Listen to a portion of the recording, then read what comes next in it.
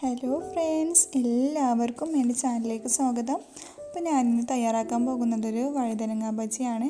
അപ്പോൾ വീഡിയോയിലേക്ക് പോകുന്നതിന് മുമ്പ് എൻ്റെ ചാനൽ ആദ്യമായിട്ടാണ് കാണുന്നതെങ്കിൽ സബ്സ്ക്രൈബ് ബട്ടൺ ഒന്ന് ക്ലിക്ക് ചെയ്തേക്കണേ. അതിനടുത്തുള്ള ബെല്ലൈക്കണിൽ ഓൾ എന്ന ബട്ടൺ ക്ലിക്ക് ചെയ്താൽ ഞാനിടുന്ന എല്ലാ വീഡിയോസും നിങ്ങൾക്ക് അപ്പോൾ തന്നെ നോട്ടിഫിക്കേഷൻ ലഭിക്കുന്നതാണ്.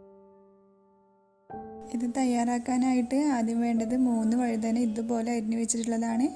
പിന്നെ ആവശ്യമായിട്ടുള്ളത് മുളക് പൊടി, മഞ്ഞൾപ്പൊടി, കടലപ്പൊടി, വറുത്ത് വെച്ചിട്ടുള്ള അരിപ്പൊടി, ചെറിയ ജീരകം പൊടിച്ചത്, ആവശ്യത്തിന് ഉപ്പ്, വറുക്കാൻ ആവശ്യമായ എണ്ണ. ഇത്ര ഉണ്ടെങ്കിൽ നല്ല അടിപൊളിയായിട്ടുള്ള ബജ്ജി നമുക്ക് തയ്യാറാക്കി എടുക്കാം. വഴുതന ഒന്ന് മാരിനേറ്റ് ചെയ്തെടുക്കാനായിട്ട് ഒരു പാത്രത്തിൽ 1 ടീസ്പൂൺ മുളക് പൊടി, 1/2 ടീസ്പൂൺ മഞ്ഞൾപ്പൊടി, 1 ടീസ്പൂൺ മല്ലിപ്പൊടി, ആവശ്യത്തിന് ഉപ്പും ചേർത്തിട്ട് ഒരല്പം വെള്ളം ചേർത്തിട്ട് നന്നായിട്ടൊന്ന് മിക്സ് ചെയ്തെടുക്കണം.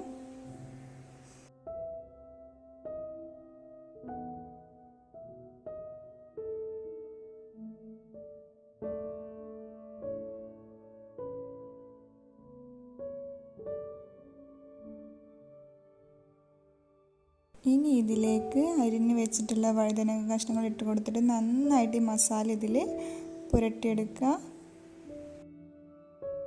ഇനി ബാറ്റർ ഒന്ന് തയ്യാറാക്കി എടുക്കാനായിട്ട് 1.5 കപ്പ് കടലപ്പൊടിയാണ് ഞാനിവിടെ എടുത്തിട്ടുള്ളത്.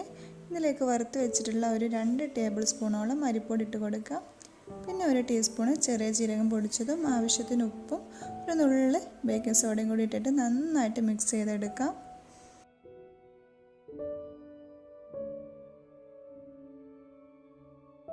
ആവശ്യത്തിന് വെള്ളം ഒഴിച്ചിട്ട് ഒരു തിക്ക് പരുവത്തിലുള്ളൊരു ബാറ്ററാണ് തയ്യാറാക്കി എടുക്കേണ്ടത്. ഇനി ഇതൊന്ന് 3 മണിക്കൂർ റെസ്റ്റ് ചെയ്യാനായിട്ട് വെക്കാം. 3 മണിക്കൂറിന് ശേഷം ഇതൊന്ന് വറുത്തെടുക്കാനായിട്ട് ഞാനിവിടെ ഒരു പാനിൽ എണ്ണ ഒഴിച്ച് കൊടുക്കുന്നുണ്ട്. എണ്ണ ഒന്ന് ചൂടായി വരുമ്പോൾ വഴുതന എടുത്തിട്ട് മാവിൽ മുക്കിയിട്ട് എണ്ണയിലേക്ക് ഇട്ട് കൊടുക്കാം.